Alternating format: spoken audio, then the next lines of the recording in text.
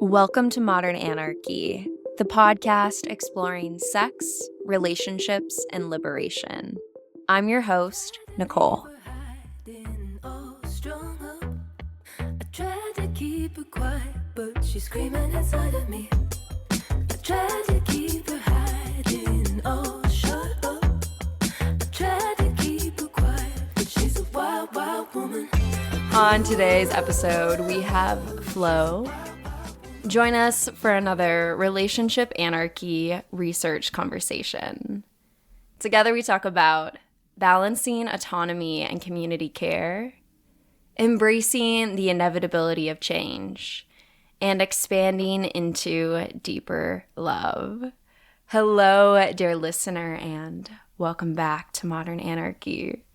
I am so delighted to have all of you pleasure activists from around the world tuning in for another episode each Wednesday. My name is Nicole. I am a sex and relationship psychotherapist with training in psychedelic integration therapy, and I am also the founder of the Pleasure Practice, supporting individuals in crafting expansive sex lives and intimate relationships. Dear listener, hello. It is such a joy to be bringing you another relationship anarchy conversation. If you are new to the series, this all started from my dissertation, which is now in the copy editing phase to be released and published soon in an academic sense. But if you want to read it right now, it's on my website for free. But yeah, these questions are questions that I had explored in my dissertation. And when I was going through it, I was just loving how much I was learning and the ways that these interviews were informing my own practice. And so I knew I wanted to bring this type of conversation to the podcast. And I've been so honored by all of the relationship anarchists from around the world who have trusted me to come onto the show. Thank you.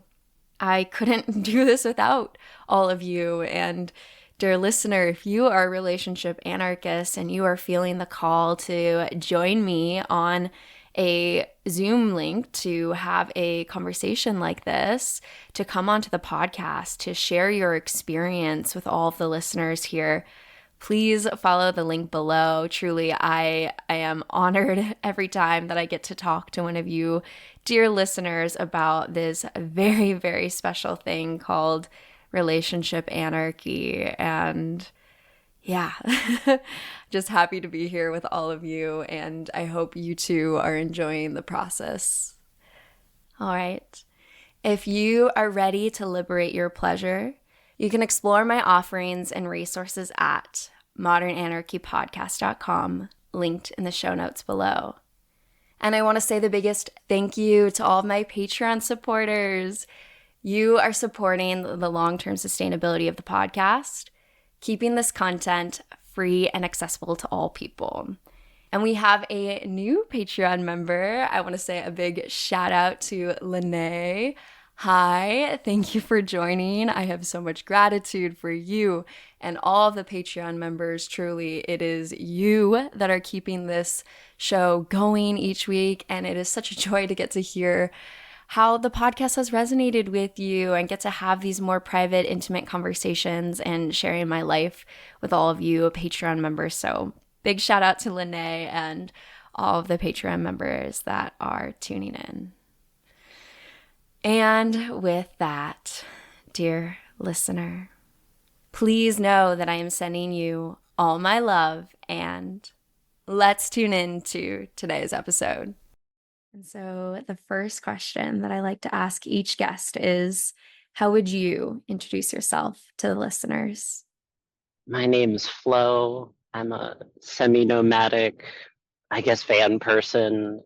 I've been doing music the last few years, and independent sort of philosophy writing for much longer. When I was in school, I studied philosophy for a bit, but I didn't finish the bachelor's.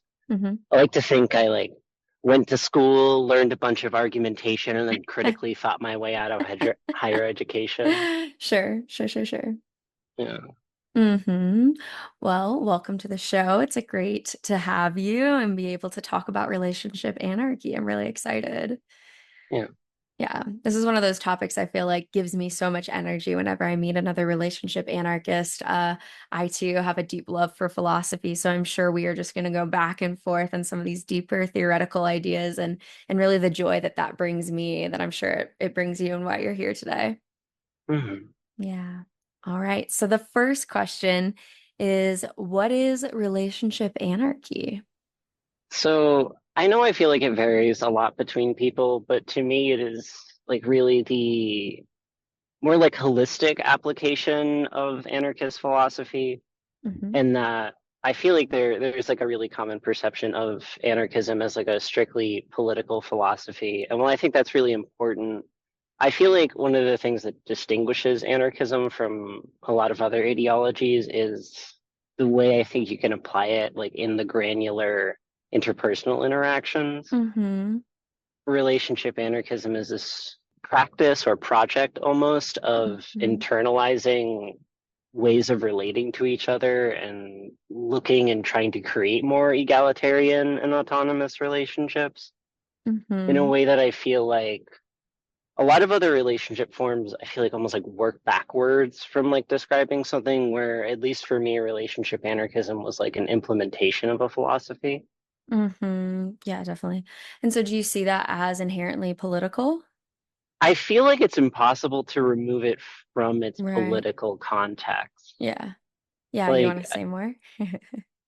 well, I feel like everything on a real level like is political and Right. reflects our relationship to like hegemony. And even in like casual conversations, if you like talk about trying to relate to one another without like an adversarial or oppositional relationship, you're sort of setting yourself apart from that mainstream. Yeah, I think about the feminist saying the personal is the political and the ways that, yeah, everything that we do is inherently political. And I think that's part of the power of relationship anarchy is waking up to how deeply internalized these systems of power are, and often on a unconscious level until you look at them years later going, oh, damn, I was doing that thing that I had no idea. But now when I look back, I see how the systems were deeply in my own psyche unconsciously. Yeah, that was like a whole like reflecting back on it has been a whole thing for me. I relate this in the relationship anarchism essay where one of my former relationships, the person wanted to like marry someone to help them get out of a tricky situation. And at the time I gave a relationship ultimatum where I was like, no, Hmm. I don't want to deal with that. I refuse. Hmm. Um, and I sort of reflect now where I'm like, I feel like that was like a failure on my part. I think it was like understandable. It's very emotionally like graspable why I would feel that way. Hmm. But I also feel like I could have done better. And I feel Sure. like I have sort of modeled a lot of my later decision making around looking out for other people's autonomy. Sure. Wow. What a nuanced topic, right? Of the navigation of autonomy and community connection and community care. Wow. Wow. Those two values can rub up against each other. And I think that's where we see a lot of the humanness of our experience, right? What does it mean to practice with freedom and a freedom that is understanding that every single action I take will have an impact on other people? Yeah. Oh, okay, like that kind of awareness when you're trying to process that in your relationships and navigate whether you're going to make this decision, thinking about all the people it can impact. Wow, that is a lot to reflect on. So it makes sense as you continue to practice, like you were saying, this practice, right? The further you practice, the more when you look back, you'll have more wisdom and hindsight and look at things differently. But always kind of having that intention of self-governance as something that you're moving towards.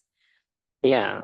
I can see the process too, and how I mean like part of the reason I'm like am a relationship anarchist is because I think it works really well. Mhm. I think it's a good way to model relationships that makes them more pleasant for everyone involved. Mm-hmm. And I can sort of sometimes see when I meet other people who don't approach relationships in the same way, I see like a lot of suffering. And Mm. I'm like, narrowly avoided that one. Um, Sure. like last night, I was at a trans party and I do like harm reduction tabling. Mm-hmm. And so we'll have like a table with condoms, lube, Narcan, etc. And then we'll Sure. have half of it be zines. And so I hand out my relationship anarchism zine. Cool. Some people find it like really like immediately articulates their what they believe inside, but haven't been Sure. able to find the words for. I've had Yeah. other people read it and be like, I disagree with every line. Right. Yeah. We need diversity in our ecosystems. There's always going to be people who it resonates with and who it doesn't, right? Mhm. Uh, yeah. I'm curious, when you had started talking, you said that it's an embodiment of anarchist values. So when I hear that, I think about the concept of mutual aid and sharing of resources. I think about this concept of self-governance that we were just talking about and the ways that we want to move with autonomy, and then also the ways that that autonomy is connected to community care, right? And so those are some of the values I think of. I'm curious if you think of any other values that are important. I think that that is most of it. The way in which I tend to approach it is, I feel like this is almost sort of a Buddhist lens, where Sure.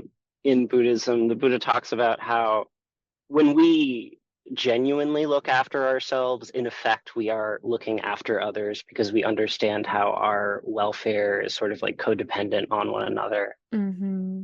What anarchism sort of can be as an applied philosophy is almost like a virtue ethic, where the virtue centrally seems to be like autonomy, and Mm-hmm. we can understand freedom in this like positive way of like, sure, we have the freedom to like go in the woods and die technically, but that's kind of like a shitty freedom. Like most people don't want to do that. I don't want to Mm-hmm. do that. Mm-hmm. I'd much more prefer like the freedom to like paint all day or like create art in community or be able to like help people in a direct and tangible way.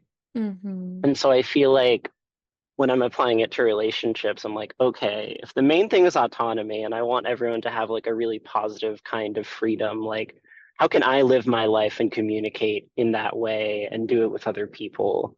Yeah. Yeah, there's a lot more control on how you show up, right? The other people, their situations are things that are outside of our control, but what Yeah, you can control is that your own internal self-reflection, the ways you want to show up to, really make that change that you want to see in the world and starting really with yourself for that. that's a really important thing to me is like the prefigurative nature of it is like if we want a society where we're actually all equal, I feel like we do really need to start with like how we're relating to one another on a basic level. And a lot Hmm. of things like follow on from that. Yeah, yeah. Yeah. Well, maybe that leads into the second question then, which is how do you practice it, right? How do you actually live out what you are saying in your life? I think a lot of it actually is pushing against a sense of what I'd call like cultural awkwardness almost. Mm, I remember really clearly years back, I was listening to, I think, what was it, This American Life. mm, And it was a sit-in of like a consent teach-in at a college. And there were some guys there, some regular old bros who very earnestly, they weren't like shit posting. They were like, but what about the mood? If I ask to do thing, won't the mood die? And oh I was like, gosh. damn man, like I can understand you want to preserve the mood, but like have you considered the mood might be better if people Right. had a sense of like not like, oh yeah, I guess I could technically say no at some point, but someone sort of empowering you to have that control. And so I feel like one of the biggest things for me is like going out of my way to overcome anxiety or awkwardness, especially around consent. Like I was at a party at one point and we're on the dance floor and we're like flirting with our bodies basically, and I'm like, Mm, okay, I want to be able to communicate consent to this person, and in doing so sort of help lift up their ability to make decisions for themselves by like asserting, hey, I'm going to care and acknowledge what you want with this engagement, and I really want you to communicate that to me. So in the mm-hmm, loud dance floor, I lean up and I'm like, hey, if I'm doing anything you don't like, start like tapping me. mm-hmm, I think a lot of applied relationship anarchism is like overcoming these like patterns we get stuck in. and patterns that we replicate from the wider society, Sure. especially because so many relationships are like founded on opposition and like frameworks of trying to dominate one or another. Mm-hmm. Yeah, absolutely. Yeah, particularly in sex, which is what what you were speaking to earlier, right? This question of, oh my gosh, does the is the mood killed by asking someone to do something, right? If they want to do something. I think what we're speaking to is the ways that, yes, the system, the culture around, even for that example, right, sexuality has, gosh, just go back to any right now. You can watch rom-coms from earlier years, and like it's all very heteronormative, and it's always the man pursuing the woman, and then the woman going, "No, I don't want you." And he goes, "Well, I'm going to pursue you even harder then." And we're supposed to, as the audience, be like, wow, he is just pushing through her boundaries of no because he wants her so badly. And that's what we're attracted to. You know, when you watch those, it's always like, I mean, at least for me, jarring, but at the time, it culturally was not. And I think people are slowly, all the different movements that we've had collectively to become more aware of concepts like consent, which is still needing even more, as you spoke to, and as we see, right? And so, yeah, things are slowly changing in the same way that nature slowly changes, right? We're having these very slow temperature changes around concepts like that. And I think this question of consent is very key to relationship anarchy because what I've seen is this deep embrace of change and the ways that relationships change over time. No Mm. human being is that like, you can meet them, be in relationship with them for 10 years, and that person you are now in relationship with is not the same person that you met, right? Just flat out because people change, everything in life is changing. And so, what does it mean to embrace the fact that consent is ongoing? Sure, maybe you consented to this part of the dynamic and expectations and commitment.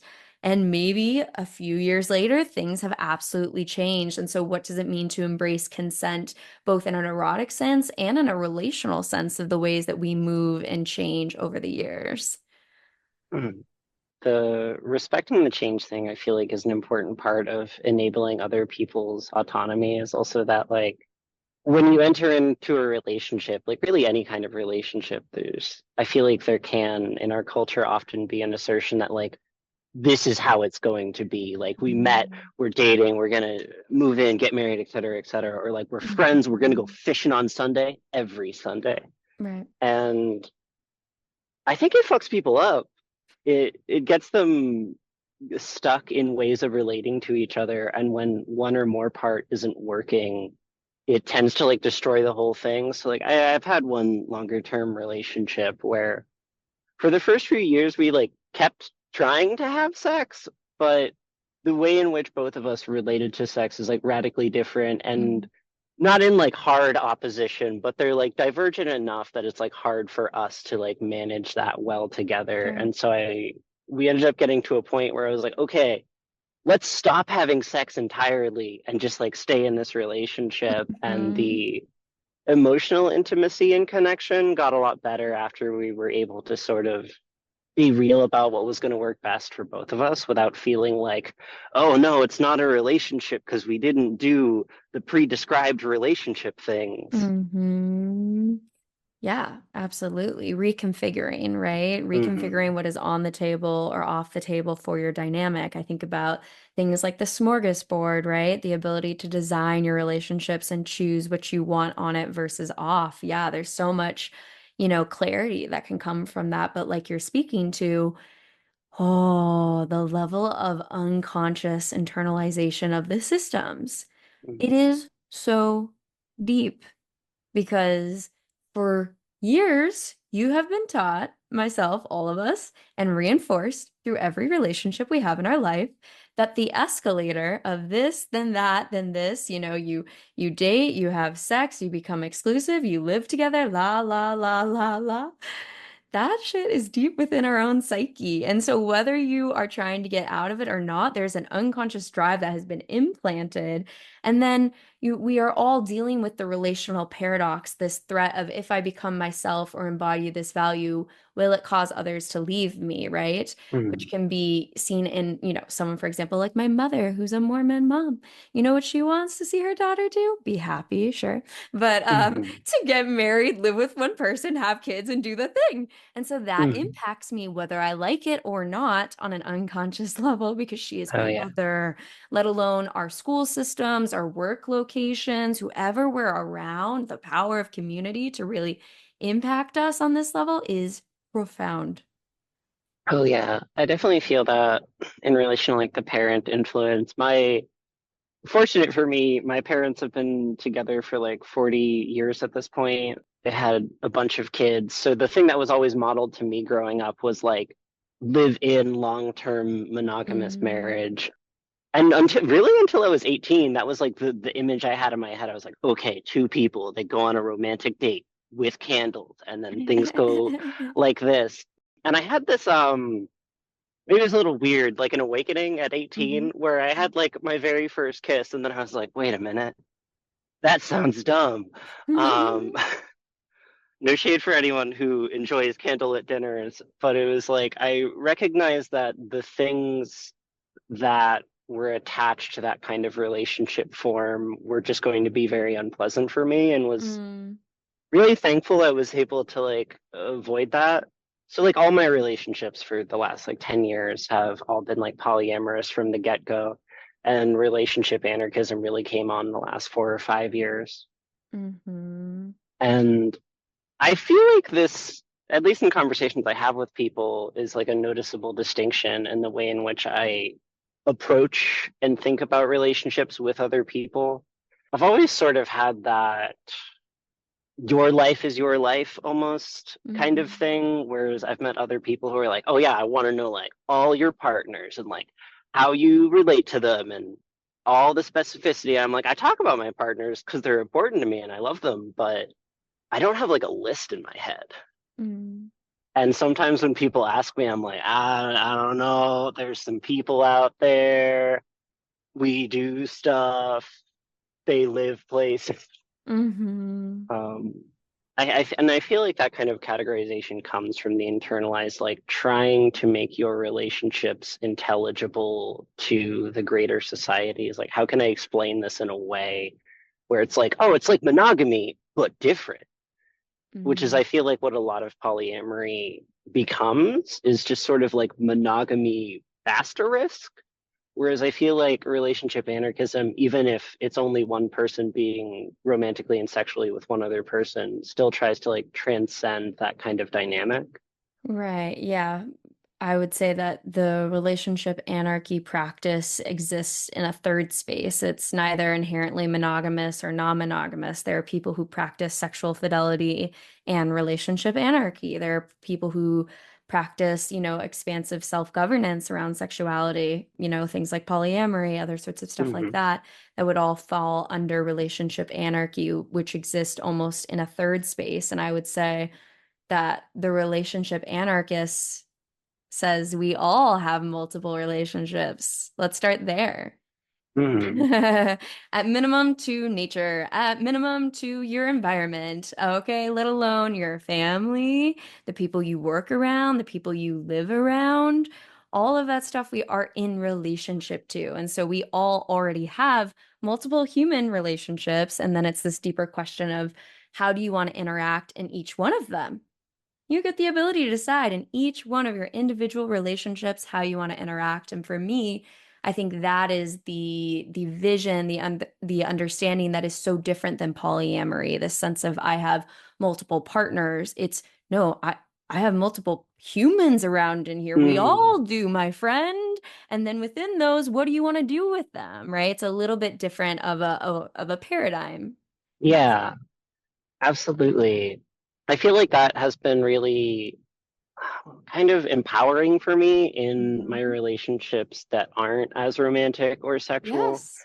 is that I feel like trying to get out of like the cardboard boxes of the way I'm supposed to relate to other people has maybe sort of like love my friends more in a way that I feel like the dominant paradigm around like what a friend is Yes. would make at least awkward.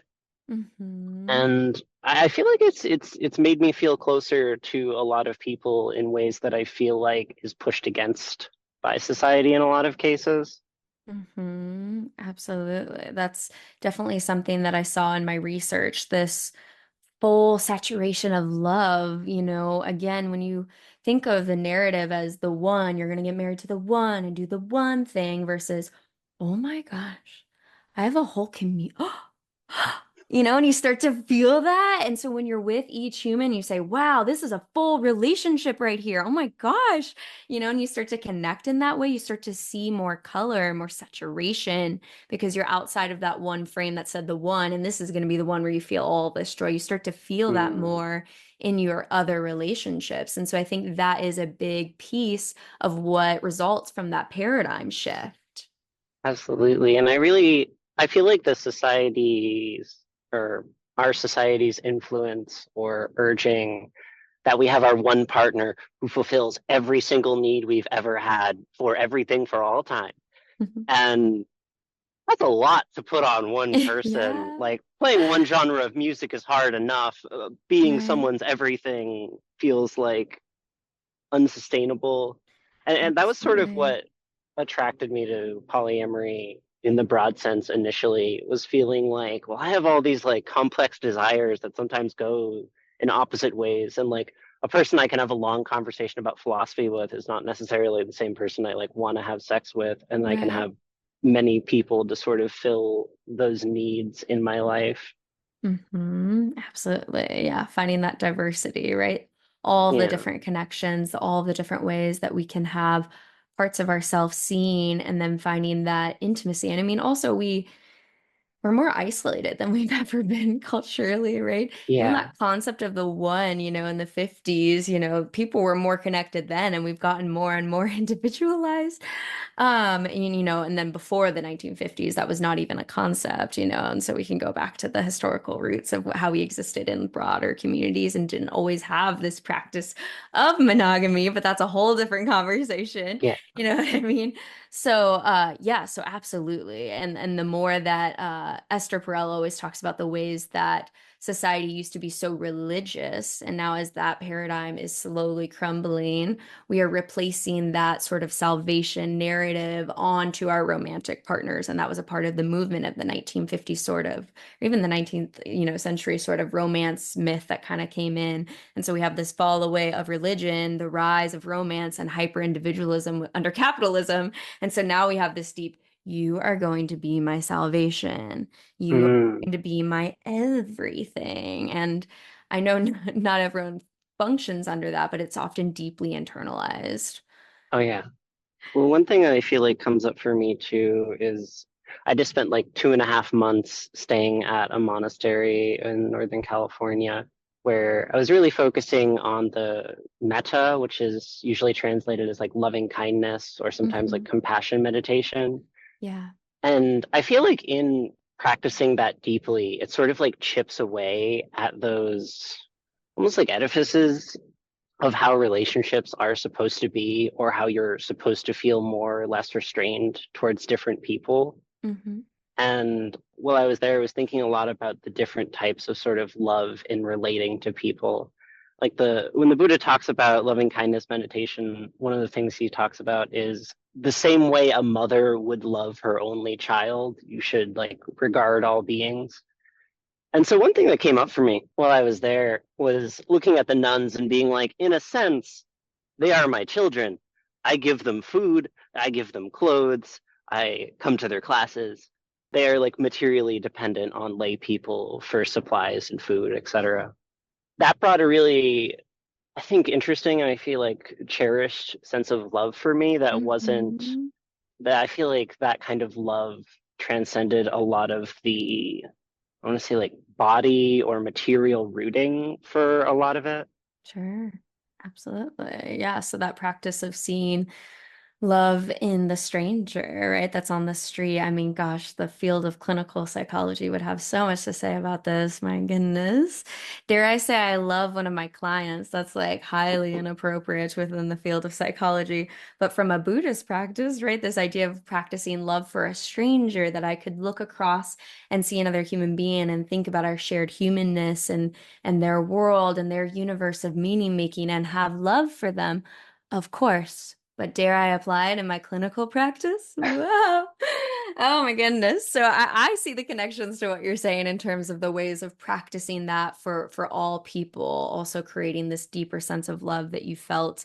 And I'm sure even with that, more space to not be so attached to outcome while having relational attachment to the people in your world, right? The more you're Mhm. able to meditate and cultivate that sense of love for yourself, the less clingy, claws, teeth into other people trying to control them you are, because you can focus on building that for yourself while still actually being relationally attached, right? So it's this, Mhm. lack of attachment to the outcome. I think there's a little bit more peace with that, but I'm curious, you're speaking to some of the ways that, relationship anarchy brings these important experiences into your life. Why else do you practice relationship anarchy? Why is this important to you? The way I sort of got into it feels a little silly. I've been an anarchist in general longer than I've been a relationship anarchist. My approach to polyamory beforehand, I think, was very close. It was already sort of in the same region as a lot Mhm. of people who do RA. And I was staying at a house, trans people in Arizona, and someone was like, "Yeah, I think I just do like relationship anarchy." And I was like, "Cool, I'm gonna think deeply about that for a long time now." Yeah. Um, I think it was just the idea of like integrating the things I care about and the different philosophies I have across the whole of my life. I feel like Mhm. having my ideas and my beliefs meaningfully reflected in my behavior is really crucial to me. It's sort of, Mhm. I have a big beef with Protestant Christianity in America, primarily in terms of how I feel like when it approaches religiosity, it emphasizes like agreeing with a list of beliefs. Like, Mhm.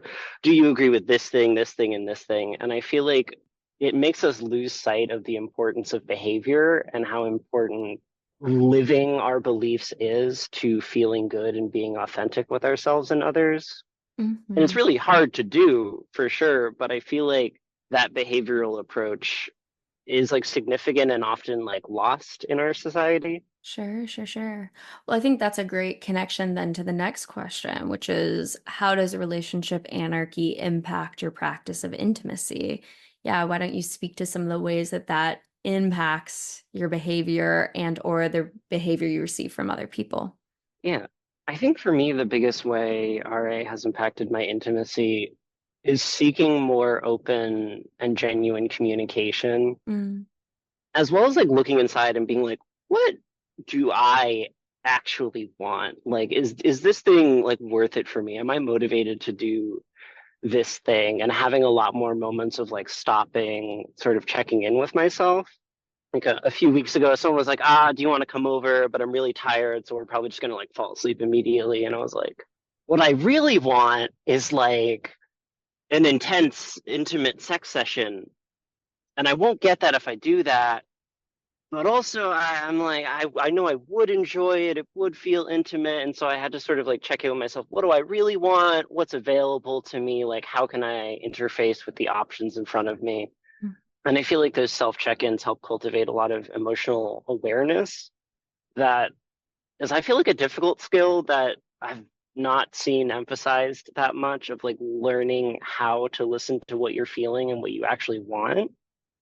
Yeah. Because I feel like being so Yes. dependent on the relationship forums is being like, oh, Yes. I don't have to like check in with what I want. I've been No. told what I want, so I'll Right. just do that. But Yeah. learning how to stop and be like, okay, what do I actually want out of this relationship, this connection, this evening? And so once I got there with the intimacy, I was able to sort of communicate a lot more clearly to people. And part of that I credit with all the random people who were like, so what do you like? And me having to be like, oh shit, what do I like? Good question. Sure. Yep. Yep. Yep. Absolutely. But once I sort of hit that point of, I guess, self-awareness, it was a lot easier to sit down and be like, okay, like these things, I like them done this way. I feel Sure. this way about these things. I think doing that, I see this reflected in other people, makes other people feel a lot more comfortable sharing what is important to them when you're able to sort of initiate part of that vulnerability. Mm-hmm. Yeah. Yeah, I find that level of self-awareness also to be a practice, right? I have more of it today than I did yesterday. Check. And then I keep repeating that, it seems.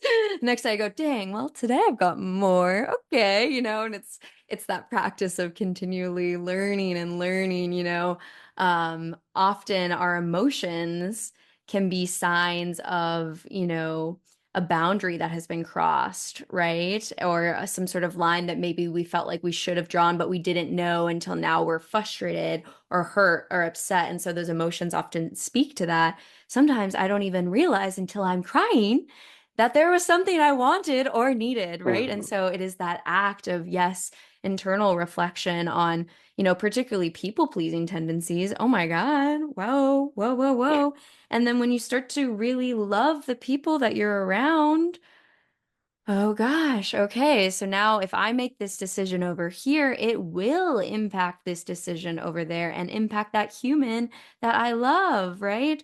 Or even broader systems. We can think even climate, other sorts of stuff. I've really enjoyed the relationship anarchists who have pushed this sort of conversation beyond just human dynamics. But when I think about my human relationships, just the way that I can know my own self desires today, because they change every day. Oh my God, they change all the time. But then trying to think about the ways that that impacts other people and what it means for them and how it will land for them and how it impacts the whole system. Oh gosh, that is a practice. It is a practice and also therefore requires so much communication because even once you realize what you want, the next step of verbalizing that can be scary. It can be very vulnerable. It can be very tender. And then again, now we're dealing with a human on the other side that we don't know how they're going to respond, right? And so just the nuance of this practice really, I think there's so much to learn, so much to speak to the communities that taught you by asking you, what do you want, right? And Mhm. so, in so many ways, we are all each other's teachers, and we are always learning from one another as we go through this journey of learning to communicate our desires and even identify them. Oh yeah. I definitely feel too the expansion of relationship anarchism to not just human relationships. Hmm. When I'm talking about it with people, I sell it on the basis of human relationships because that's what people Easiest, tend to be more yeah. open to. But there is like a really important part of it for me that like relates to animal liberation and like how I relate to other animals. And I feel like it comes out in the way I like interface with animals when I'm in society. So in over the winter, I live in a place called Slab City, where Hmm. sometimes we have more dogs than people, Hmm. and there's a high amount of dog autonomy, if you will, Hmm. where dogs have like way more control over their actual lives in slabs than anywhere else I live where dogs are domesticated. And it's sort of nice sometimes to be on a first name basis with many dogs, many more dogs than people. Sure. Um, and so sometimes when I think about like my friends or I'm doing like loving kindness meditation, where sometimes we go through like specific people, I think of one of my dog friends and I'm like, oh, I love that dog. Good friends with that dog. We've hung out a lot. I've said a lot of words that like expanding friendship to not have to be confined even to like humanness, but Hmm. relating to other non-human animals, not as just Hmm. like a possession or a thing for my comfort or pleasure, but as an individual being that I can be like, okay, we don't speak English, Sure. but we're friends, I can tell. Well, and the choices that you make impact their environment, right? The choices Oh we yeah. make as consumers are going to impact those abilities for those dogs to function in the ecosystem, right? For years to come.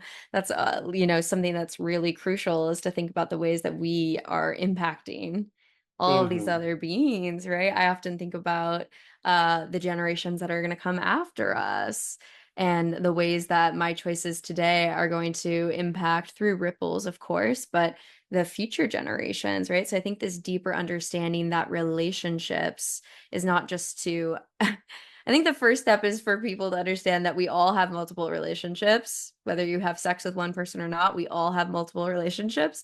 And then also that we have relationships to ecosystems, to other animals, to other sorts of environments, right? We are not individual atoms. We are no longer in the Newtonian physics era, folks. We are in the quantum mechanics, understanding that no atom is by itself, right? Not even at the center of it, other than air. It's air and particles all moving around to create the atom. It is in its own ecosystem of an ecosystem of an ecosystem, Hmm. and so I think when we start to think on that level of relationships and applying these values, whoa, we have moved a few steps away from your average conversation of what a relationship is.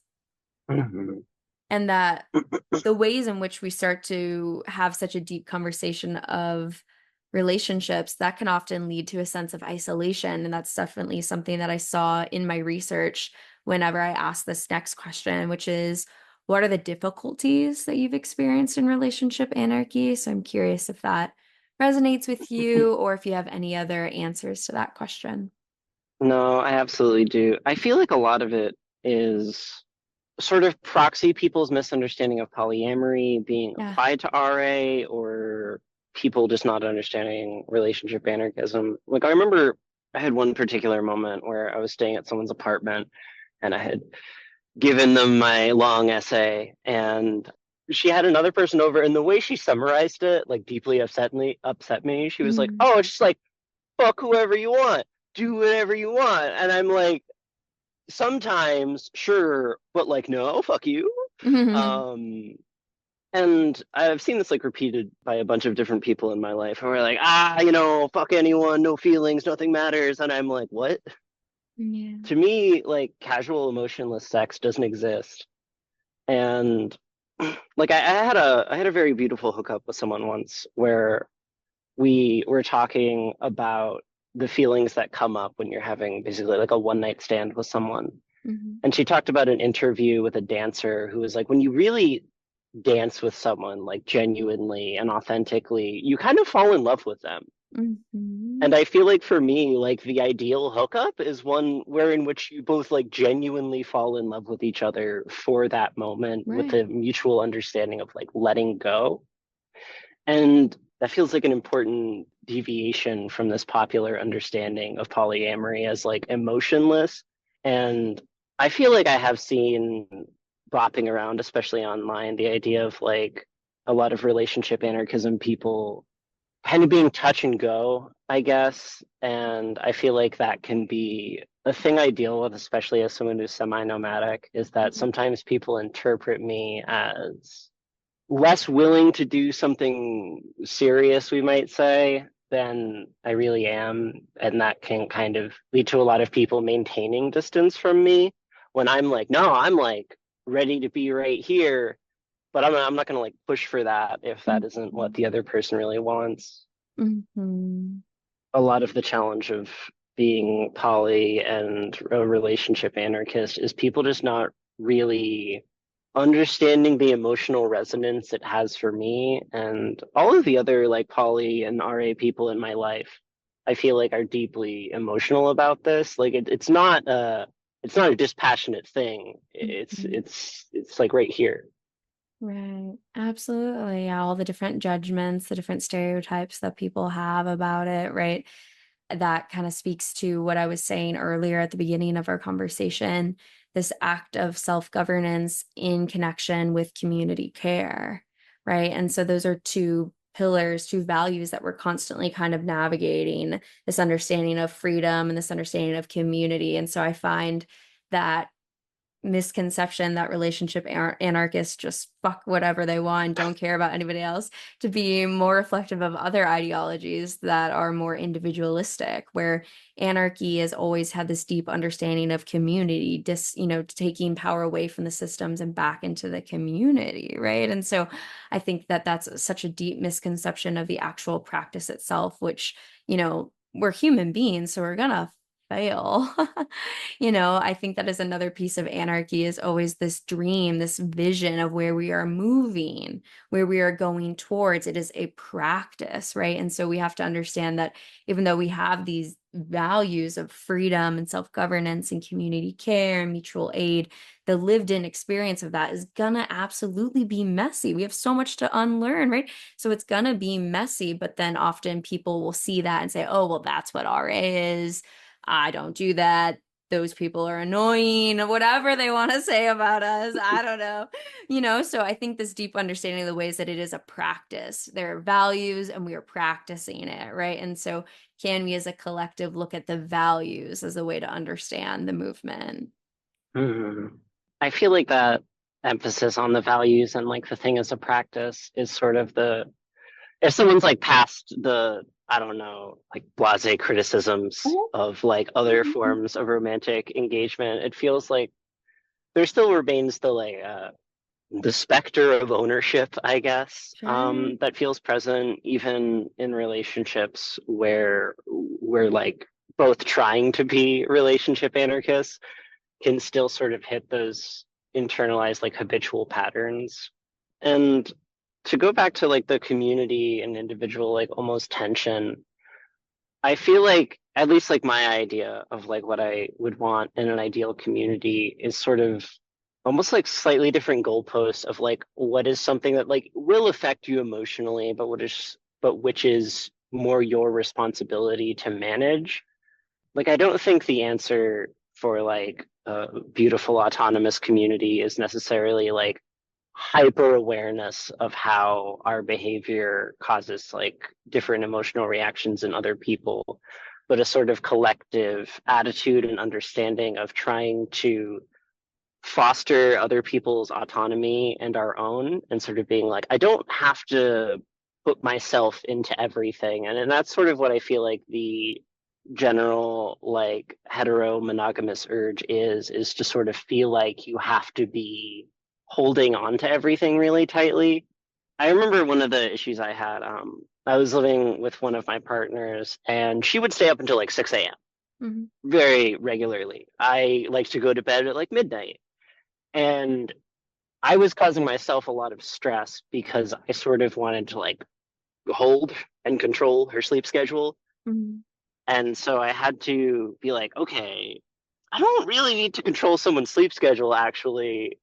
Why am I trying to control her sleep schedule? Like what do I want? Mhm. And when I was able to sort of like pause from the ownership urge and be like, where's this coming from? Like, what's the motivation? And be like, okay, what I really want is like, I want to lay in bed with her before we fall asleep. I like that feeling of intimacy. It makes me feel close. And so I was able to say what I want and be like, can you tuck me in? And Mhm. so like midnight, I'd go up to bed and she'd tuck me in and give me a kiss on the forehead, and then she'd go do computer things for a million hours. Right. Yeah. So yeah, the thought process of having to recognize that this desire for control was coming from a space of an actual want, some sort of pleasure that we were seeking in the relationship itself. And so to do this sort of mental insight work to realize, oh, I'm trying to control so I can get this thing. Why don't I just ask for this thing directly rather than the act of control? Yeah, those are some of the skills I definitely saw in my research, right? Of participants naming what a journey it is to become aware of that desire and then to ask for it as an ask, as a request, not a controlling demand. That's a very different thing, but to ask, hey, can you meet me here, right? This comes back to our conversation around consent. It is mutually consenting. So we're not trying to control the other person. We're saying, hey, are you willing to tuck me in? This is actually what I want. I realized from before I was trying to get that by controlling you, right? And then I think the tricky piece of it though is, oh man, attachment. Oh my gosh. The more we go deep into these building these relationships, sure, there's more security because you have more days that you have shared with that human and they have been a part of your world and your life and it has been stable. And oh, that is beautiful. And also, the deeper you go, the more those people are a part of your world and your heart. And you know how scary it can be when things start to move with those sorts of people? So this desire, this urge for control, oh my gosh, even on like a primal level, just to like keep things the same and don't let them move is very, very Mm. real and very, very, very, very scary. I just want to name the reality of it. It's something that I always do my best to work through and not use ultimatums or control. But oh my gosh, the kind of fear that can come up with that. Wow. Wow. And then when you start to share spaces together, communities together, gosh, the closer you get in those communities, the more that choice that one of my lovers has to start a new relationship with someone that I share a Thanksgiving table with. Okay, that is a choice that is going to change my whole world too. So, what does it mean for me to get a choice of consent to say, I'm not comfortable with this? But then that means that I'm controlling. Oh, no, oh no, right? And so, just the nuance of the smaller the worlds get, the more impact and the nuance of consent. Oh my gosh. Whoa. I feel like that nuance is really hard to pick through sometimes. It's why I sometimes talk about this idea of like, I called them lines of connection, but the sort of different like ourself relating to ourself relating to other people relating to themselves, and sort of trying to create a generalized framework for like, okay, is this like about me? And trying to figure out if a given context is really like about me, or is this something I need to like let go of and like practice not controlling around? But I do feel like that, to sort of bring it back to how this ties into like political praxis, Sure. is that I think our material situation can sort of put people in these like really like shitty, like rock and hard place situations where it's Mhm. like, I want to be able to like advocate for myself and like claim this autonomy, but I also need to keep living here because the rent is cheap or something. And it Sure. can, I feel like, really complicate people's desires, like hitting the material walls of capitalism. Oh, yeah. Another finding in my research. Yes, privilege, the higher you go on Maslow's hierarchy of needs, the easier it is to spend time learning about these concepts. When I'm working in community mental health with folks who are literally struggling to find housing and food to survive, they are not thinking about where they're going to move because they don't even have the money to do that. So they are stuck in these relationships. And so, yes, one of the big findings of my research was the way that privilege, the higher you have, the more you can even think about these things, become aware of these things, the impact of these structures across the board, and it impacts all of us in different ways depending on our intersecting identities, right? But there is a heavy, heavy leaning of relationship anarchy and privilege because it takes so much time to think about these things. You know how much Mhm. time it takes to sit down and construct a relationship where you do the smorgasbord together? When you have three kids and you're working constantly and trying to go to school to get your high school diploma, you don't have time to do this shit, okay? And Mhm. so this is where it is 100% political. Absolutely. Yes. And so you have to be able to step back and look at that and say, wow, okay, I have a fuck ton of privilege over here. Speaking about myself, I'm sure in a lot of student debt, but the educational privilege that I have, lots of debt. But that privilege makes all of this why I'm here. Yes. Mhm. I feel that. Although I do think a lot of people like want relationship anarchism, I guess. It feels like a really common occurrence for me when I explain these ideas to someone to have them be like, oh, yeah, I really like that, but Mhm. not having had the vocabulary or Sure. like space to be exposed to that language. I Right. remember in Phoenix, Arizona, I was helping some people do like a food distro, and we'd bring our like zine table, and it always surprised me the amount of people who picked up the relationship anarchism zine, like regardless of the venue I'm in. And I feel like it's something like a lot of people, especially like in the last few years, is like entering into somewhat of like the queer common consciousness, and people are sort of taking a bigger interest in it. Hmm. the restrictions, like every time someone in my life has a job, I'm like, your job is going to take you away from me. It's Yeah. Yeah, the job, the kids, a new hobby, a new relationship. Yeah, there are always big forces like that. And speaking to the ways that people resonate with relationship anarchy, I think if we can remove the label relationship anarchy, some of the values that we are talking about are the ability to freely design your relationships, to make relationships that are mutually enjoyable, to Mhm. have relationships where you communicate well, where you're able to care for the people around you. Yeah, when you think about those values, those are things that the majority of humans want, right? I would say Mhm. pleasurable relationships, you communicate with each other well, and you are caring for the people around you. Those are absolutely values that I would say a majority of humans enjoy, right? So I think what you're speaking to is the ways that anarchy, when practiced, as a value-based system, not the humanness that we all mess up in it, but the values themselves are like more humanistic values of care and collectivity. Mhm. And I feel like when you practice it, things that would or could be very painful in like traditional monogamous relationships become ideally effortless.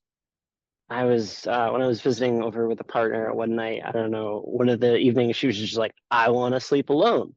And I feel like in a lot of monogamous heterosexual relationships, people can like hyper read into this. They're like, do they hate me? Are they ending the thing? Is this it?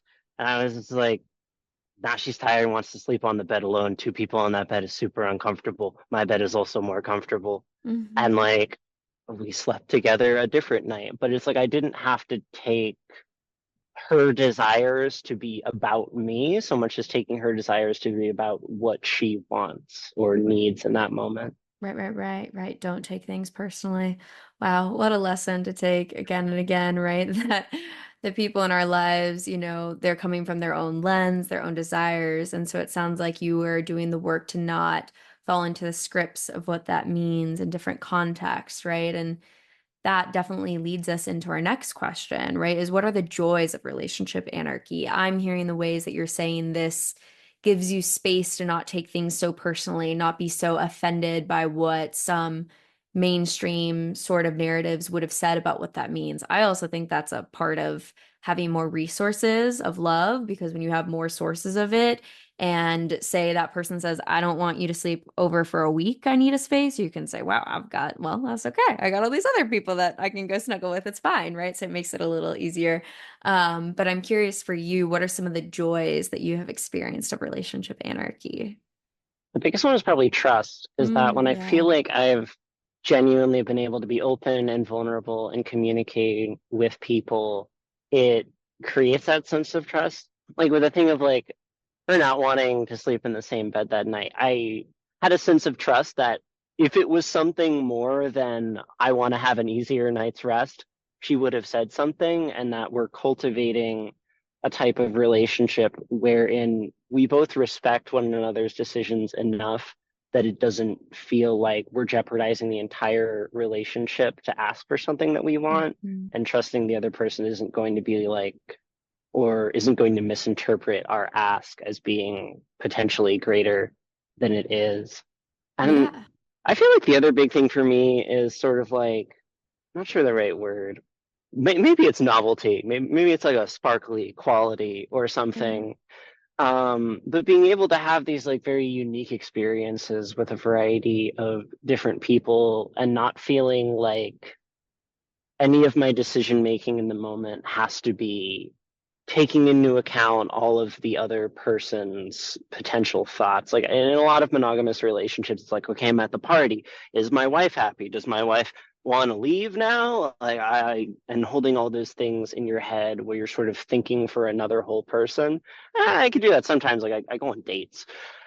But for example, like at the party I went to last night, I sort of went just as me alone and had this wonderful sense of openness with all the people I was Mhm. meeting of being like, I get to make a friend here and a friend here, and Sure. then we'll talk about this job over here in a way that I feel like would sort of, I think I'd feel boxed in if I were in a relationship style that I want to say has conniptions about engaging with people outside of it or outside of like a very defined network. Yeah, definitely. Yeah.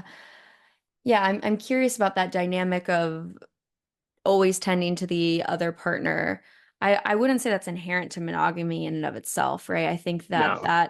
that dynamic of over caring is maybe not healthy. Maybe we could argue that's even a codependent dynamic versus even in a monogamous setting, you could absolutely have, these two full beings who don't have to caretake for each other to that level where you're able to go to the party and say, "Oh, yeah, my partner is over there in the corner and I trust them to have a great time, you know?" And so I think that the sexual fidelity piece isn't inherent to that. And there's a lot of structure that comes to monogamy in terms of understanding your world and where you're devoting your energy that I have a lot of deep respect for. The more I go into this world, the more I'm like, I can understand this choice that you are making when it's a choice, not something that, like has Mm. been forced upon you.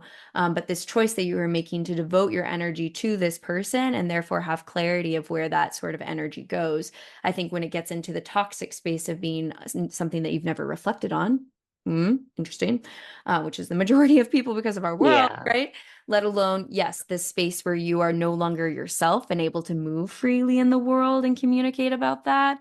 Because if you do have desires to interact with other sexual beings, you should absolutely be able to do that, right? That should absolutely be something that you want to do. But if you don't, beauty in the dyad, beauty in what you're choosing to do with that. There's a level of narrative and experience and story and life that you can absolutely build there.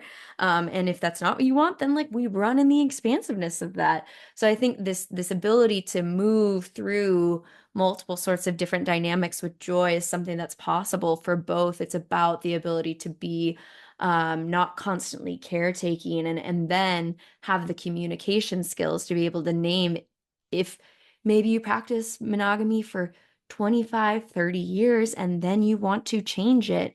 Are you able to identify that desire and communicate that? Do you know how scary that is for folks? Mm. Oh my God. And so, or the opposite, right? There are a lot of folks who do polyamory for years, and then say, okay, you know what? Actually, I want to focus the energy here and only in this container. And then that deeper question of who am I if I've been practicing polyamory for 15 years to now be monogam? Oh my gosh. And the fear that that can bring up. So I think these big changes, no matter which way you go, are just so complex and so nuanced. But in either situation, I feel like what you're speaking to is this need to be able to communicate your desires, this need to be able to adapt and change and be able to be really authentic with how that changes. Because I'll tell you right now, I have no idea where I'm going to be in 20 years. What I do know is it's going to be badass and really powerful, but I have no idea what I'm going to be craving at that time. So I've learned to like,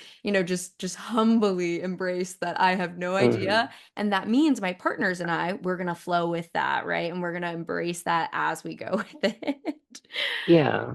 The like changing a relationship style thing is kind of interesting to me because for a lot of times, especially I think this gets sort of assisted by the semi-nomadism where I'm like geographically separated from a lot of Sure. people, Yeah. is that I can have times where I'm like with someone in a way that I think from an outside looking in just kind of seems like monogamy, where I'm like spending most of my time with one person. And sure, I don't know, there might be like group sex or something, but like I'm still spending most of my emotional time with one person. Hmm. And I do that pretty frequently. What part of my core values is like having a sense of communion, like strong one-on-one connections with people. Hmm. And even times where I'm like living in a polycule, like in a house together, I still try to go out of my way to have one-on-one time with different Sure. people I'm seeing.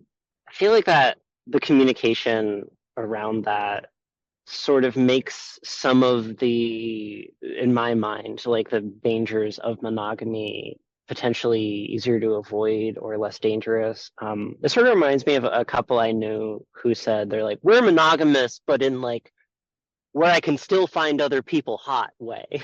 Hmm. And I thought that was really interesting to sort of be like, yes, we are doing monogamy, but we're trying to do it with this understanding of like more clarified intention and sort of not like pretending, I guess.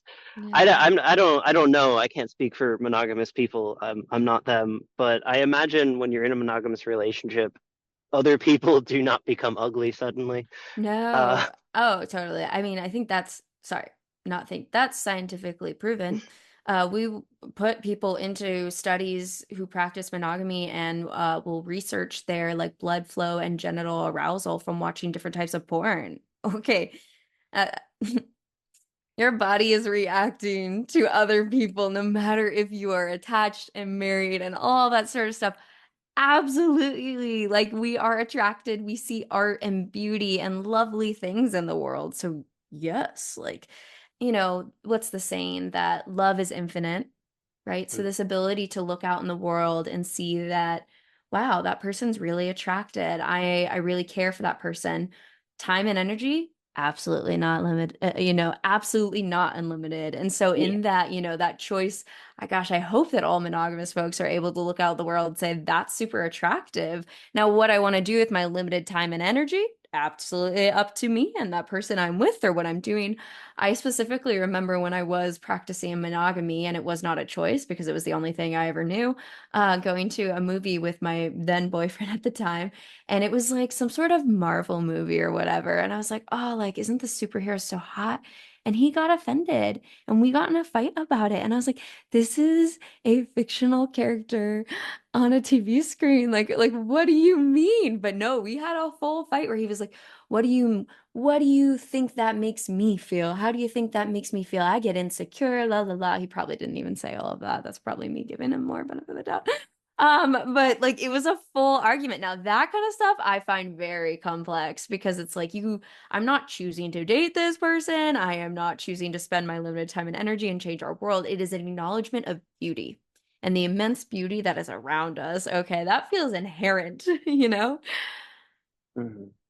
Have you ever read the book The Dispossessed? Is it by Ursula K. Le Guin. I have it. I was given it by another relationship anarchist. You know what? My brain Person has is, good taste. yeah, absolutely. My brain is beautiful and man. Fiction? Ooh, I don't know. So I got a degree in English literature, so I read tons of fiction.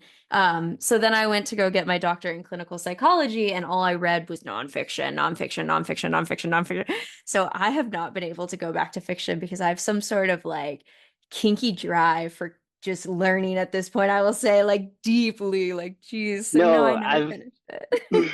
I've been there. It's the only fiction book I've actually read in the last Mhm. decade, and it's the only fiction book I've read twice. Okay. I think because it like speaks deeply to, I don't know, a lot of important ideas in anarchism. But one of the Yeah. things it's sort of is like an anarchist planet is sort of part of the setup.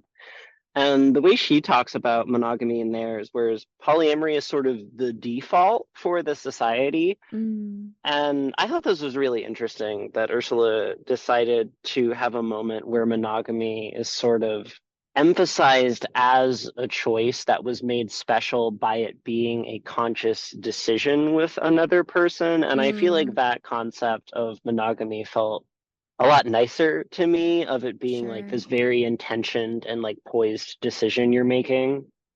Yeah. Yes. Absolutely. Compared to an expectation that you've never thought about, right? Which is Hmm. definitely how I was raised. There wasn't any option. I think if we come back to our understanding of consent, right? What does it mean to have informed consent? Informed consent is that there are multiple options that work that are research proven to create high levels of relationship satisfaction. So yeah, that means that everyone should be just as informed that, hey, monogamy, great. Polyamory, great. Swinging, great. All the different labels we want to throw. So, what do you want? Right? That is not the world that we live in. So, I really appreciate that Hmm. sort of frame, right? Of the beauty of it being a choice, almost as this inversion of what is so common in our current culture, where it is not a choice because it's never something that people talk about or reflect on. And so, then therefore, that alternative universe where it is a choice and the beauty of that choice. Oh, yeah, that's consent. And I think the unawareness of that there are other options too causes an amount of grief. I don't know about you, but I've definitely like been the person who is like a couple's first third. Not in terms of like Mm, a threesome, but in terms of like them deciding to change the structure of their relationship. And I happen to be like the first person one of them engages yeah. with. And I don't, I've not done a study on this, but it's really common that I feel like when I see people who start monogamous who then try to transition to something else later, there's like a high failure rate. And I feel like a lot of that is like that there isn't really a discussion at the start of most relationships for like, how do you want this structured? Like, how do you want this to look? Like, what do you want out of this? It's I try to make people read my relationship essay as like a please, if you want to be close to me, like understand like the way in which I am approaching this is like probably different than a lot of people. And that sort of having a strong mutual understanding of at least like the way I'm approaching it Sure. can inform other people's emotional relationships to my behavior and like how they plan their life around me. Sure, sure, sure, sure. We're almost the opposite in that way, where when I meet someone, I'm like, the podcast is amazing, but get to know me. Like, you'll make so many assumptions about who I am and how I show up, which is maybe fair. But just talk to me instead. Let me show you like how, but I hear what you're saying in terms of the pain. Oh my gosh. The pain that you can go through when people have not unpacked this, the ways that you can just be an object, like Hmm. purely, like they're like, no, we care about you. This is great, great, great. The second something goes wrong, goodbye. Okay, whoa, right? So the different ways that you can be an object and not even cared for as a full human being, or the ways that you can oh gosh, the stories I've heard from relationship anarchists who have absolutely poured their hearts out, fallen deeply in love with a human being and practicing relationship anarchy, having multiple relationships, and that person that they absolutely fell in love with then meets someone else and says, "Okay, I'm going to go practice monogamy now. Goodbye. That was a fun experiment." It's like, "Holy shit, I thought we were building something that was going to last years and you were just exploring." It's kind of like the same ways that often the queer community talks about people who are curious, like, oh, they're bi-curious. And there's this very common trope of, hey, be careful because they might objectify you in ways and then just disappear and say that was Hmm. a cute experiment, right? So I think there is some level of understanding that, yeah, when you are connecting with people who are new to this and have not unpacked it, there is a certain level of awareness you need to have to where their consciousness might be about that and certain steps of protection that you really have to take. I don't think it's a like, no, we don't talk to anybody who's new because that's, gatekeeping and what is that? But also some level of awareness that, yeah, when that bi-curious person comes up to you, reasonable expectations about what Hmm. they might psychologically be moving through at this time of their own exploration. Brilliant. Yeah. But it's really validating to hear other people have had the psych I'm monogamous moment. Ooh, I don't really experience ouch. what I think society talks about when they talk about like the emotional reaction to people like cheating. It's kind of on a certain level like emotionally unintelligible to me. Like I don't really understand it.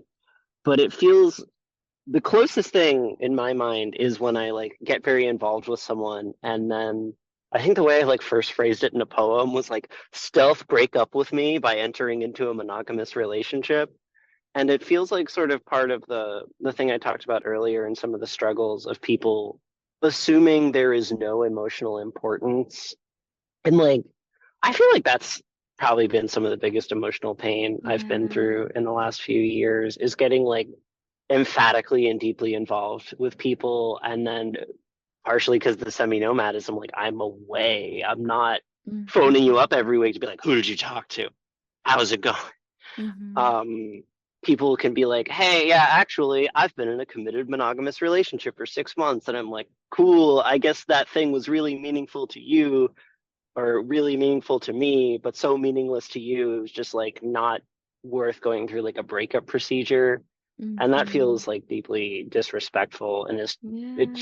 it's one of the things I try to like push against when I talk about the like emotional resonance and like the way emotions come out in things that are planned to be temporary or in which I am not planning to like buy a farm with the person Hmm. are still emotionally significant and I want that to be respected. Hmm. like I remember I had a relationship with someone where just at a point where I just wasn't feeling the vibe for a bunch of small reasons. But I wanted to like maintain a connection, some kind of Mm-hmm. relationship with a person. I just wanted to like turn the volume down, so to speak. Sure. And we were able to like negotiate that really beautifully. And it got to a point where I'm like, I'm happy with this relationship we have. I got a lot of things out of it. It was very pleasant. I want to maintain contact with you, even if I don't want it to be what we were doing before. Mm-hmm. And trying to get other people to do that, I feel like it shouldn't be an ask, but I feel like it comes out to being an ask because of the way in which we're conditioned to view polyamory and non-traditional relationship styles in general. Mm-hmm. Yeah. Let alone like hyper capitalism and oh, if the object gets a rip in it, I'm gonna throw it out and put it in the garbage for the landfill because Lord knows I don't have any skills of how to sew. I mean, I do, but so I do mend my clothes. But I think this example, right, of hyper consumerism as, because we don't have the skills anymore to literally how to fix this stuff, we just toss it in the trash. And I think that that also being a part of this discussion, right, is do we all have the skills? First off, let's talk about that and capitalism and the ways that when you are working a job for 40 plus more hours and you're not getting to learn about how to be in relationships, that impacts you. Let me tell you, right? Political conversation. So even these skills that you're looking for of the ways that people are going to show up for you to have that breakup conversation is inherently a political discussion about capitalism Mm, and resources. We're now back to the Maslow's hierarchy of needs to learn and spend all this time reading books like Ursula Le Guin, right? Or books like Nonviolent Communication, la la la, right? So these desires inherently political. And what I'm hearing from you is this desire for intentionality, the way mm, that yes, we are in a real relationship, whether it's that one night stand that you were talking about and having that loving experience with them, or someone that you've gone on a couple of dates with, years, months, can we have the intentionality to understand that this is another full human being that is in front of you, someone who has a universe of meaning making up there in their head and so many relational experiences. It's a whole human being. And can you come with that level of intentionality? I think often society doesn't even let us, right? If we had that level of mm. intentionality, do you know how much more we'd be crying every day about what we see on the news? No, you can't because you got to go to work. And so you can't think about that one too hard, right? And so all of this, I think, the macro and the micro is all right here. And I think this is where that deep understanding of anarchy is political and everything that we're doing on the macro scale of how you end that relationship is a part of or everything you do on the micro scale of how you end that relationship is also a part of the macro. And so I'm seeing so much of that. And I'm curious too, this last final question is what do you wish other people knew about anarchy and the ways that we practice? We talked about so many of the misconceptions and the things that people get wrong. I'm curious, what do you wish they knew?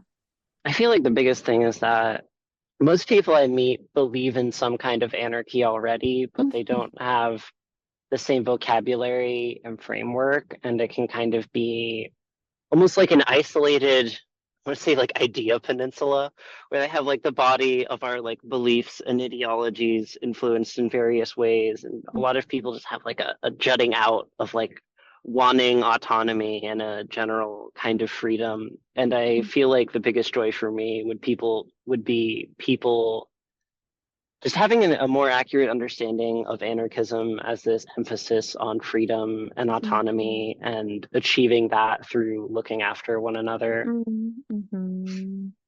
And because I feel like that's most of the biggest misconception I run into in like running zine tables and doing propaganda and stuff is just anarchy is either no rules or fuck it, I don't care. And Yeah. it frustrates me, I think, as an anarchist because, when I'm explaining myself to someone, I want to be understood and like be able to be processed by that person as Mhm. close to authenticity as we can with words. Right. Yeah. Absolutely. I wish more people knew that as well, right? Mm, And so then I think I was just, feeling as you were speaking, just this big hope for all of us that we're able to show that love, to show that care, mm, to show those values, because at the end of the day, there are so many different understandings of the word anarchy, and each human being has been conditioned and had experiences around that word and what that word means. And so, yeah, when we say, oh, I'm a relationship anarchist, it brings up a slew of things that are often far from what we mean. And so that deeper question of, can we show these values? Can we show this dream that we're envisioning through our actions, right? Can we show up and maybe don't even have to use the word relationship anarchy and show it so that way they feel it? Because you're right, we might lose each other often in this word and this practice and trying to get people to understand that word. And I'd much rather have a world of love and care and community care. And I don't care what language you use to describe that. If that's the world we're living in, I'll be a happy woman, you know? I feel that in like communication. Yeah, I feel like it comes up a lot when I do these like distro tables where I'm not a nonprofit, I'm not part of an org, but it like everything is free. And sometimes people feel like, how? Why? It's free?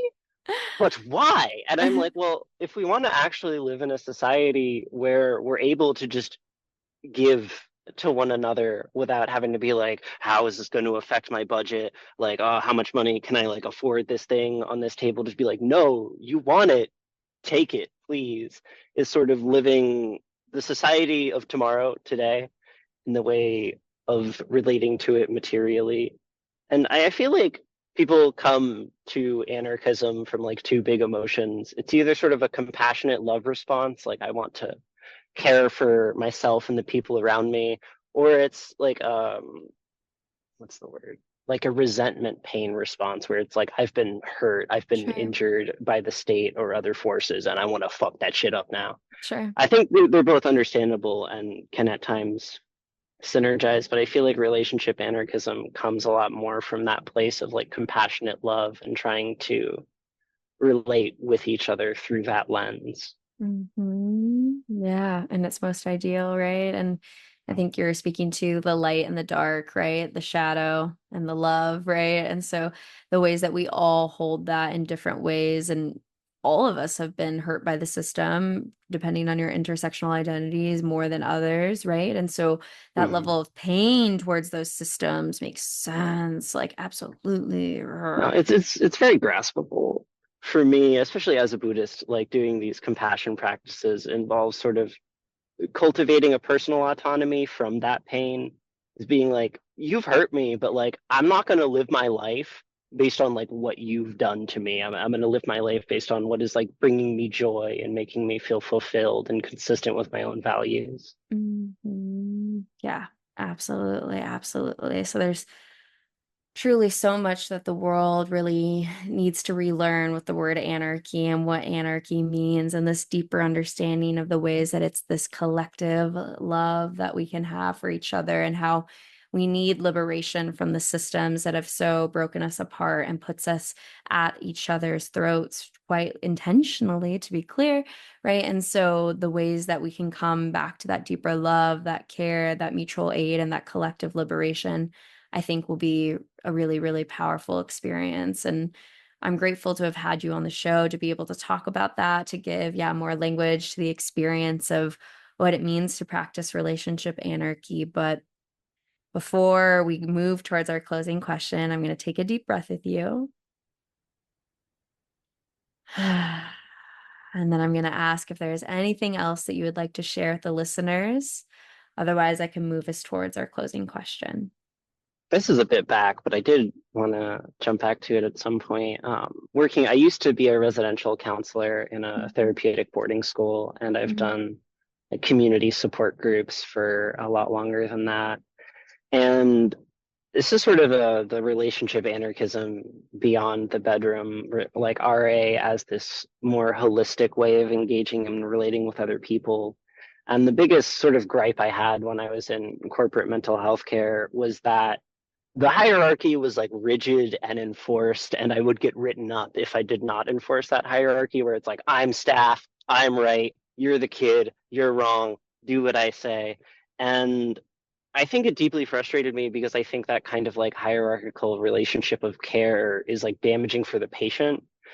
And I feel like there is so much more we can do for ourselves and other people who are hurting through engaging with, especially mental health care, as like a collaborative teamwork effort. The more caregivers are able to approach patients as like, we're like a team working together to like Yeah. tackle this other issue, I feel like the more successful like therapy can be. One of the biggest things stuck in my head was I had one kid who was like, ah, the cigarette cravings are driving me insane. Flo, I'm losing it. And I knew if I had just said something as simple as like, yeah, I used to smoke. Nicotine sucks.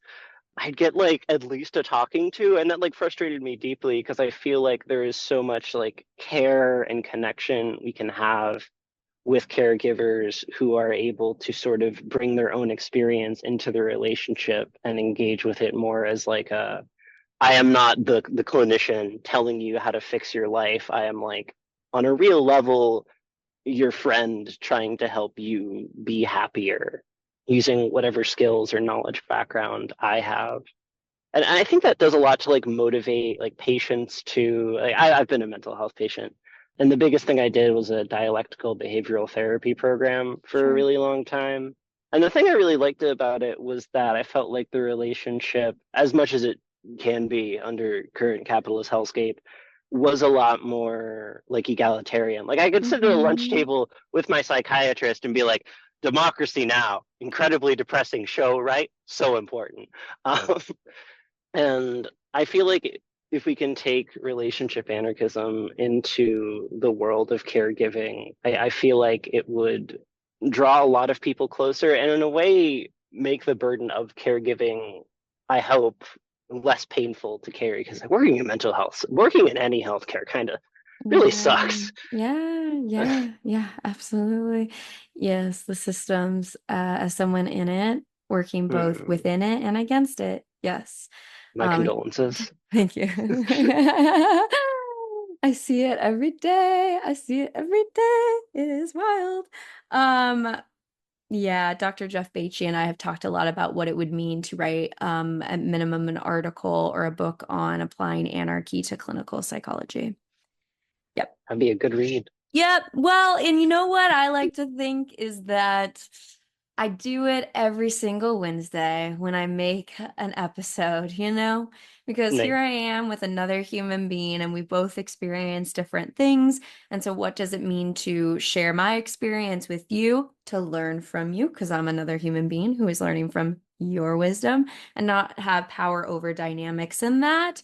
Oof, yeah, absolutely. So, I will, at minimum, make a promise that I will be in the space talking about that. I'm confident that these are the questions that I am devoted to exploring in my lifetime. And so, as long as I will be breathing, I will be in this space questioning these things and talking about this very concept because I could make so many more podcasts about literally this. And I do, of what it means to be in a therapeutic healing relationship with all the things that we have talked about. It is yes. Mhm. Just say yes. Well, it's been such a joy to have you. If it feels good, then I will transition us to our closing question. All right. So, the last question that I ask everybody on the show is, what is one thing that you wish other people knew was more normal? It's hard when it's one thing, I actually. know.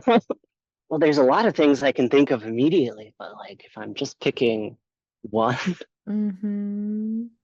I think maybe it's that other people are probably going into it with a lot of the same thoughts that you're having, and that like especially our like anxious thoughts are not actually indicative of strangeness, but they're pretty normal. Like it's really normal to go to a party and look around and see people talking and be like, oh, they must all know each other. They must be like a 20-year long friendship. And I just happened to walk into their party of 100 Right. people of best Right. friends. Right, right, But right, then you right. like talk to someone and like, do you know each other? Like, nah, I met 30 seconds ago. Sure. Um, and I feel like there can be that tendency to like specialize ourselves and be like, oh, I'm special. I'm the one with the special anxious thoughts. And Mm-hmm. recognizing that like other people are probably just as like curious or tired or anxious as you. And if you can come into that like holding it in your head, Mhm. I think it makes everything you do a little softer almost. Yeah. Where it's like, oh, this person talking to me on the street, like, I don't know, they have a need for something. They're like in dire straits, or this person who's like really quiet at the party, like just like me, they're probably a little anxious. Like, Hmm. and I think we can overcome our own anxiety and help other people's by sort of being able to address that on some level of being like, oh, I see that person doing the anxious thing I do. Maybe if I like say hello and ask if they like Yu-Gi-Oh cards or something, we Hmm. can overcome that thing that feels so unique and special, our special awkwardness, and be like, Yeah. okay, no, we're all a little shaky, or at least all Right. the trans people at the party are a little shaky. Sure. Yeah, I think that that's where I really appreciate my positionality as a psychotherapist, where I get to hear so many people share that experience of, oh my gosh, I was at the party, I didn't know what to do, and everyone was talking, and I felt like I didn't belong. And then I think it'd be so funny just because life is hard and humanness. I would, be with a client talking to them about that. And then I would go into a party later that night and be like, damn, I just talked to this other person about this experience, but now it's about me. And theory and experience is very different, and so having to actually live into that, right? And telling yourself a new narrative, right? Rather than that narrative, I don't belong, I don't belong, I don't belong. No, I belong here. And I don't care how many times I've had to repeat that to myself until I felt it. I repeat it. Okay. That's a mindfulness practice. There it is right there. Okay. I'm going to Mm. tell myself the new narrative that I want to exist in. And speaking to, deconstructing the field of clinical psychology, la, la, la, even understanding that those experiences are not so much a reflection of a personality, but more so a reflection of the relational soup that you've been in for your entire life, right?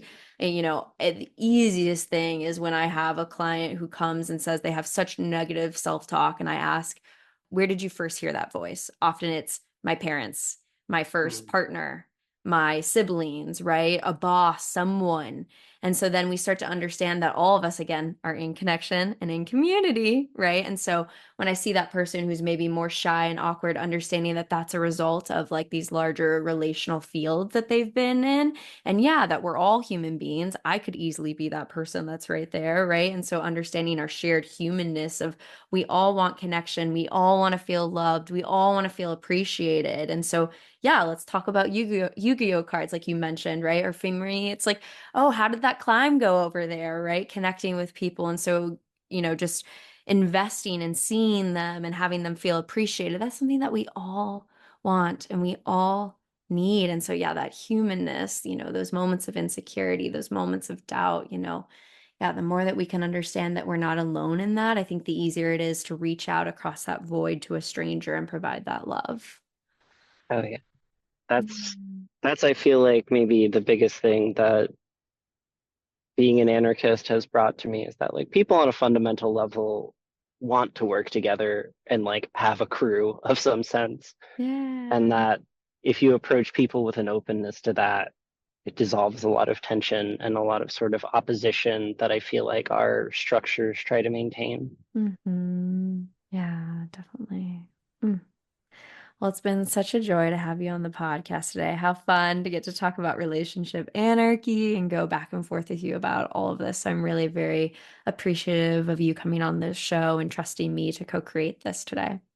Yeah, it was a wonderful conversation. Yeah.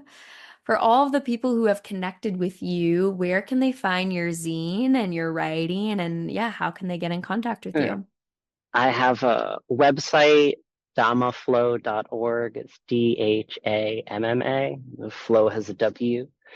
I'm on Instagram as mx.flow1312.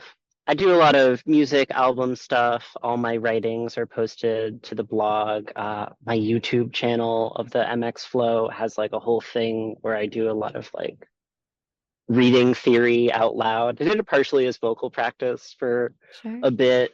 I did have one person once come tell me it was the only place they could find decolonization is not a metaphor in audio form. So, Great. Awesome. Well, yeah. I'll have all of that, I will have all of that linked below. And so I'm so, so grateful to have had you on the show. So thank you again today. Yeah. If you enjoyed today's episode, then leave us a 5-star review wherever you listen to your podcast.